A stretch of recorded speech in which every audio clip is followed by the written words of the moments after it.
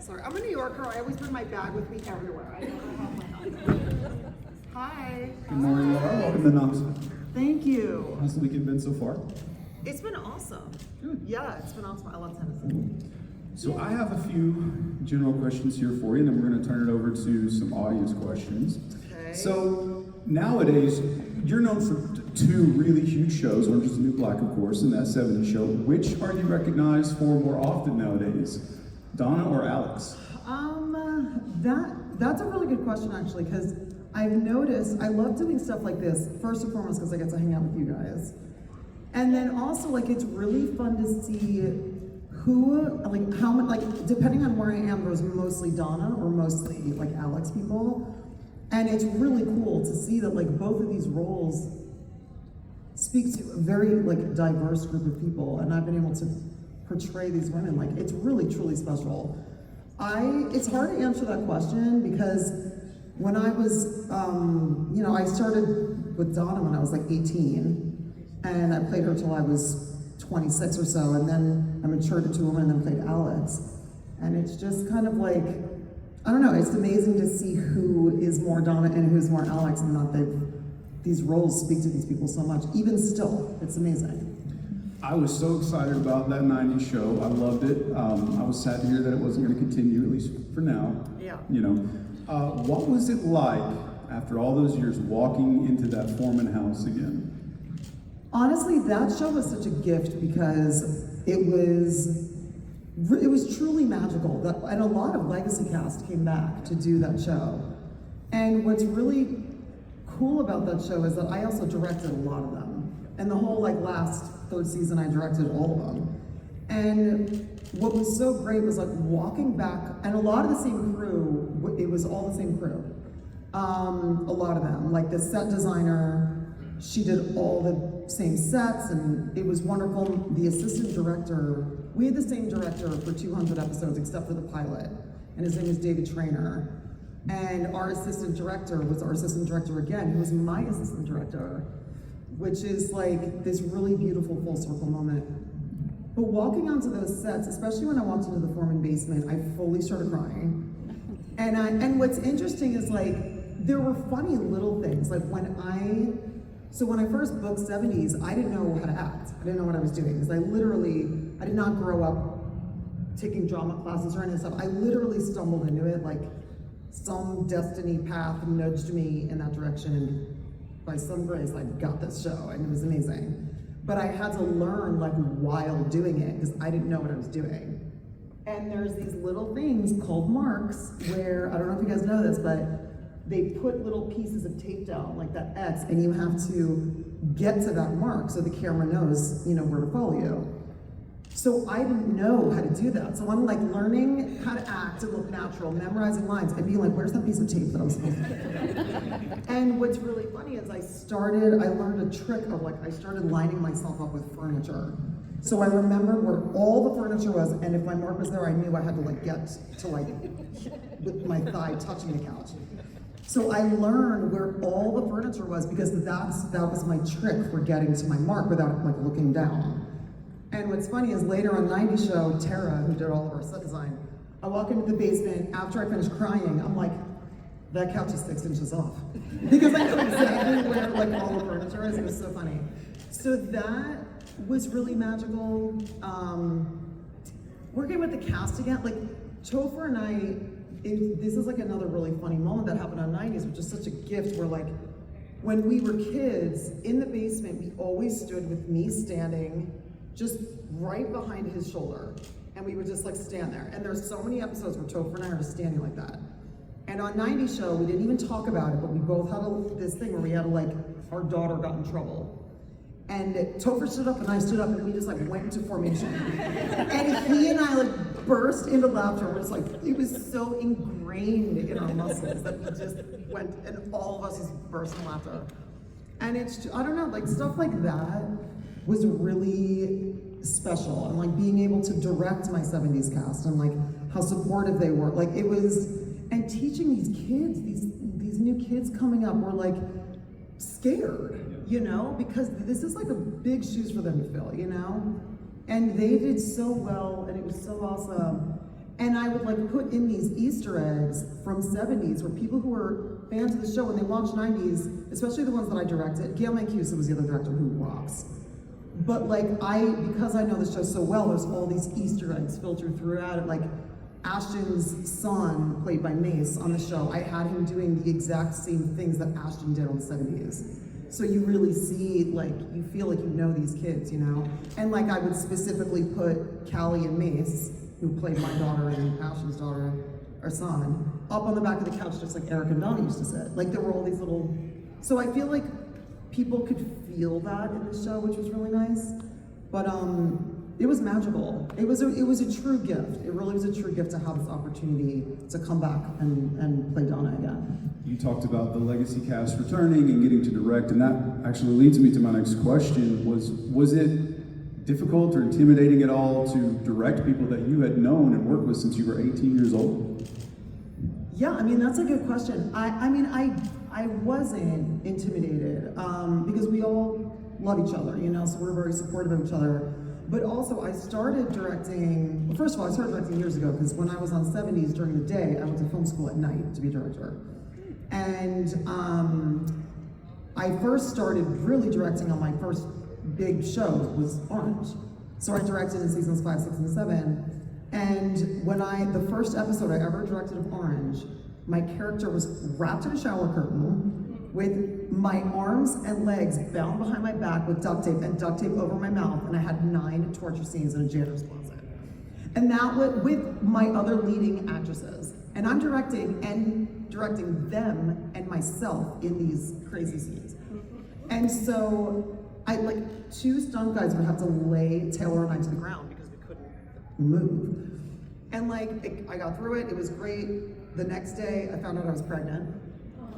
So after I got through that episode, I'm like, I can direct anything. Like, I literally was like, yep. And it was very successful and wonderful, and those actors were incredible too.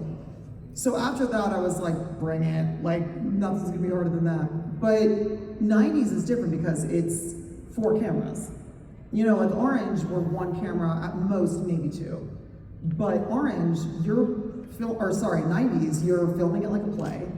Like this, we have 3 walls, and then the 4th wall's open where the audience is, and then we have 4 cameras filming us at the same time.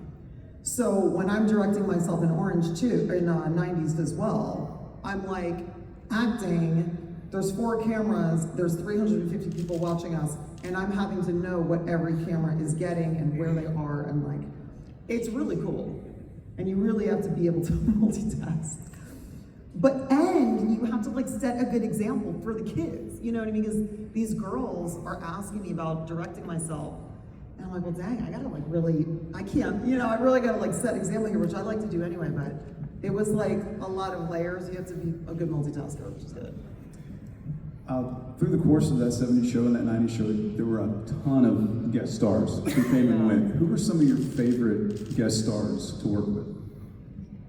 Oh, I mean, the first one I can think of is Mitch, played by Seth Green, who came back on 90s show, and it just hilarious.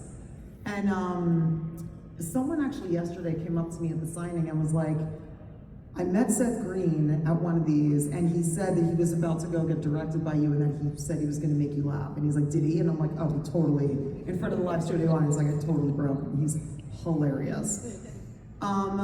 We had a lot of incredible guest stars. Yeah. The Rock got his acting start on 70s show. Dwayne Johnson, you know? Yeah, season 1. We had a lot of, I mean, Mary Tyler Moore, I mean, my goodness. Like, so many incredible. Betty, oh my gosh, I love Luke. Luke is awesome. We had many. We were very, very blessed. Kevin Smith talked about, you know, taking on the role of the plug in the 90s show. He talked about being directed by you, and he said, I'm worried that I was doing a bad job because I'm not really an actor. Yeah. But he talked about how great it was to work with you and what a good director you were. So, yeah. All right, so questions from the audience. Who's got one for Laura? Right here.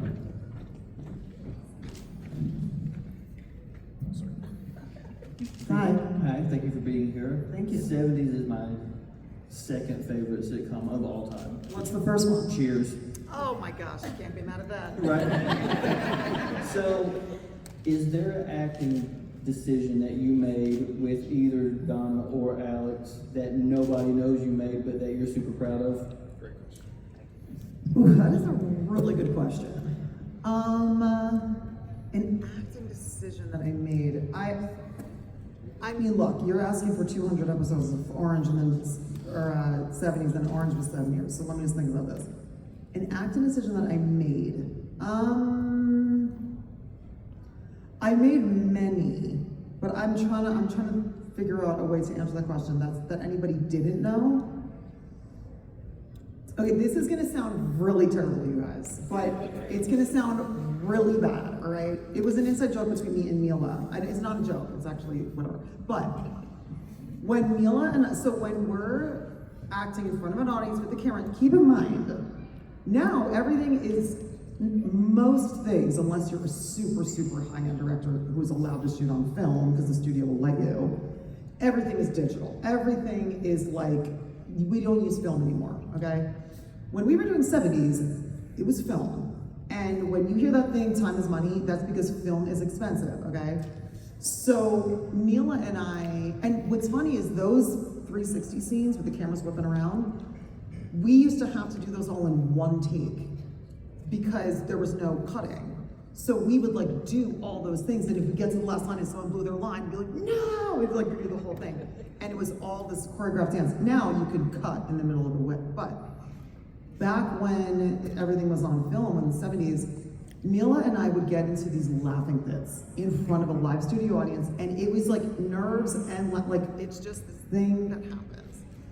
And Mila and I were doing this episode, we could not get it together. We were like dying laughing. And our director, David Trainer, finally comes up, who's so incredible, and he finally was just like, guys, think of dead puppies. And we're like, okay, we're gonna think of dead puppies. And literally it became this thing, like nobody knew that he told us that. Now you guys know now.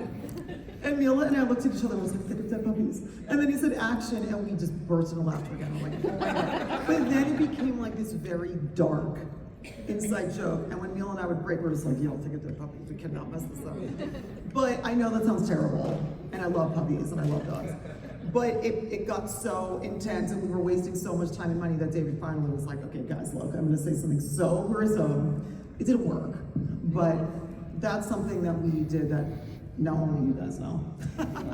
Was it hard to think of dead puppies while you're at the same time supposed to act like you're high? By the way, it wasn't during a 360 scene. That's a really good question, because that would have probably freaked us out. No, it wasn't. It was just a scene where we were sitting in the basement and we just couldn't stop laughing. Yeah. Next question. Right here. Hi. I just want to say, like, whenever I reply to someone's text, email, whatever, Yeah. I try to use GIFs or GIFs or whatever, memes. Yeah. And there's so many from the 70s shows. Yeah, I'm and sure. they're so perfect. I was wondering what you all think about if y'all like, oh my God, I'm a meme again, especially like Kitty with menopause and drinking and, Oh my and her gosh. laughing. It's perfect. Or Burn. Yeah, You know, Burn's a good there's one. so many. I was like, what do you all think of those? I mean, I can't speak for anybody other than myself, but it's great. I mean, it's so fun to be able to, you know, be a part of like the zeitgeist of what people are using for inside jokes or whatever. It's awesome. I mean, just being a part of a project. There's so many things, especially now that like take people's attention. You know, there's so many things that everybody could be watching, and there's so many options now. It's so nice that like these projects still impinge in such a big way. It's awesome, you know? So if someone like sends me like, you know, Coach saying Burn and it's a picture of Kelso, I'm like, it's so funny. Not anybody on this side. Go up here. Hello. Hi, how are you? I'm good. Thank you for coming here. Of course. I have two things. First, I love your cooking episodes on YouTube. Oh, thank you. And I have made your stuff before, and it's Oh, amazing. right on. Thank you. So before that 90s show, did you do a full rewatch of that 70s show? That's a really good question. I didn't do a full rewatch of 70s show. I've actually never even seen all the episodes, but I lived them. And it's interesting because like if I'm out somewhere and I have, because they still rerun, you know? And if I'm out somewhere and I happen to catch a little bit of one, I mean, it is so darn funny. Like it really is so funny, which is really magical. But I haven't, you have to understand, like it's very nostalgic for me. And there's a lot of times where when I watch it, I'll just burst into tears. So it's actually like hard for me to watch it. It would be like a challenge for me to sit there and watch all them because especially like the end of the finale, like the season, we were a mess. Like it was just, you know, it's funny because Topher sometimes will text me and be like, you know, I just thought about the pilot and we'll just like, he is like nostalgia king. Like he is so, and his memory is like insane. He remembers everything. And he's very nostalgic, so it's so fun to like talk to him about it. But it's hard for me to watch because I do start crying, I'm not gonna lie. But it is also so funny, yeah. We have time for a couple more. I think, did you have one? Hi, so if you had your choice to do either another big comedy series or another drama series, which would you choose, comedy or drama? That's such a good question. It's a really good question because I love them both so much. The great thing about Orange was that we rode this great line of comedy and drama. Like there was a lot of absurdity, but it was always grounded in incredible acting, which is why I think that show was so wonderful. We had this very interesting tone that we struck. Honestly, I would be happy with either, but there is something about multi-camera comedy that is so in my bones. Like when I'm doing it, I'm just like a fish in water. You know, I feel like it's just part of me. And like being on the sets, having the audience, the 4 cameras, it's just like, I don't know, it's just something that is just like the back of my hand. Like I just feel so, it's just part of me, you know? But doing something like Orange and playing Alex was such a wonderful experience. It's just they're so drastically different. I'd love to do both again, you know? Multi-camera sitcom, I'll say the schedule is better, but for me, it's always about the material. But the schedule is drastically different. So if you want to get home to your kids, multi-camera comedy is a lot less. But, you know, doing something like Orange was profoundly amazing, and I would do it again in a heartbeat, you know. So when you guys were filming 70s, so many of you have gone on to do just amazing things. Thank you. Did you ever dream or think about this is really kind of the stepping stone for y'all? Did you ever think that might happen? Because it's amazing how all of you have pretty much done great things. Yeah, Is that thank ever you. a thought? Yeah, it's funny because like when you're doing something like that, you never anticipate. I feel like Deborah Jo and Kurtwood, because they were like veteran, you know, like they like were coming into this as like vets. They knew it was gonna be a hit. I had no idea, and I feel like the kids didn't know. The other thing you guys have to remember is like when we first came on the air, we were not a hit right away. We started being aired in the summer. And it took a while for us to catch on. And there was the threat of cancellation for like at least a season. It wasn't like we really were like the little engine that could. And the network loved us, and you guys, like the fans were just so amazing. But we really took a while to catch on because it was like this group of like misfit kids who, and we were, I think when we first aired, we were put in front or behind of the X-Files, I can't remember. And I remember as a kid hearing like, I think we were the lead-in to X-Files. And I remember hearing, by the way, I don't know if this is true, this is hearsay. I remember hearing that David Duchovny was so pissed because he was like, who are these kids that are leading in the X-Files? I don't actually know if this is true or not. It's a story, but it's funny, so I hope it's true. But then we became like this wonderful hit, and it was so cool. But we didn't know, there was no way to anticipate something like that. And with Orange too, like when I got the script for Orange, Netflix was like a question mark. Nobody knew what Netflix was. Like, I literally, when I got the script, I'm like, wait, is this mail-in order DVD thing? Like, I think I owe late dues on a DVD in my drawer. Like, House of Cards hadn't aired. Netflix, nobody knew what it was. But I loved this script so much, and Alex Voss, I'm like, this woman is me. Like, nobody else can play this woman except for me. This is me. And then, you do it, and the show becomes this international juggernaut. We never knew. There's no way of anticipating, it's just like this leap of faith. And very fortunately, I have 2 instances, and I hope I get another one, of playing these phenomenal women and being a part of these like really life-changing shows, not just for me, but for, a lot of people that tell me how much it's impacted their lives. It truly is a gift, it really is absolutely wonderful. And thank you guys, because let me tell you, none of us would be where we are without any of you, so thank you. So I have one question really quick. So we've seen a lot of the shows from like the 90s and 2000s come back as reboots. And some of those shows we've gotten like kind of a backstory of like sometimes it's cast motivated, sometimes it's been like just somebody who's been like, hey, this would be really cool to come back. What's the origins of 90s? 90s was, Bonnie Turner, Terry Turner, and Mark Brazil created that 70s show. And Bonnie Turner and Terry Turner, they're like, it's like Wayne's World, Tommy Boy, like phenomenal writers on SNL. Like they were just ballers, okay? Hysterical. And they were a big part of the 70s show.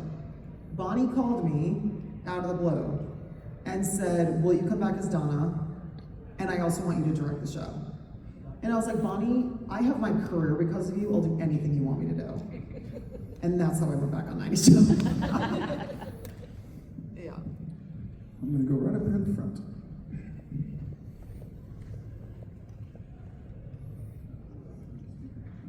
Hey, we've heard for years that Mila was underage when she signed up for the show and nobody knew. Yeah. Did you all know or not? We never know. Yeah, that's funny. I found out pretty quickly, but what's funny is that what actually happened was that Mila was when she was auditioning, because if you're under 18, they have to get you a teacher. And, people don't want to, a lot of people don't want to deal with getting a teacher for the kids, all that stuff, right? So she was like, I'll be 18 someday. And they were like, okay, great, she's 18. And she's like, and then she gets the role. And she's like, I said someday. She was actually 14. Wow. And she was just so phenomenal and so Jackie Burkhart. Who else could play Jackie Burkhart besides Mila? She was amazing. And then, so she had a teacher for like the first however many years on the show. She would go on set and then she'd go to school. And then me and the boys would just be like doing the dumbest stuff.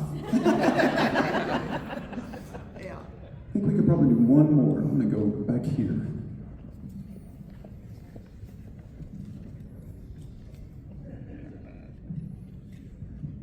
Hello, Laura. Hi. I just walked in. I hope this question hasn't been asked. If so, I'm so sorry. So you played Alex Voss on Orange is the New Black. Hell yeah. So the real Alex, did you talk to her or get any kind of insight before you took the role? It's a really good question, and it has not been asked. Piper Kerman was a big part of the show. Obviously, Taylor played Piper. I tried to talk to her, and it did not go well. But I tried. But the other thing that's so cool about Orange is and even with Piper, who was very instrumental in the first season and so on and beyond, was that once we started the show, which as you guys may or may not know, is based on a book, all of we never tried to copy who they were. So at the end of the day, I'm actually happy that my request to talk to her was not happening. They don't really get along, in real life. But I'm actually really happy about that because my version of Alex was very different than the real Alex. So, and what's wonderful is that Netflix and Jenji Kohan, who created the show, really wanted us to make these characters our own. And a lot of actors, if they had that choice, they wouldn't want to meet the real person so that it's a total blank filter they can start with. So I actually had that opportunity when I wanted to talk to her. I actually got that gift anyway, and it turned out well. I'm happy that I could just create Alex just out of my own brain, you know?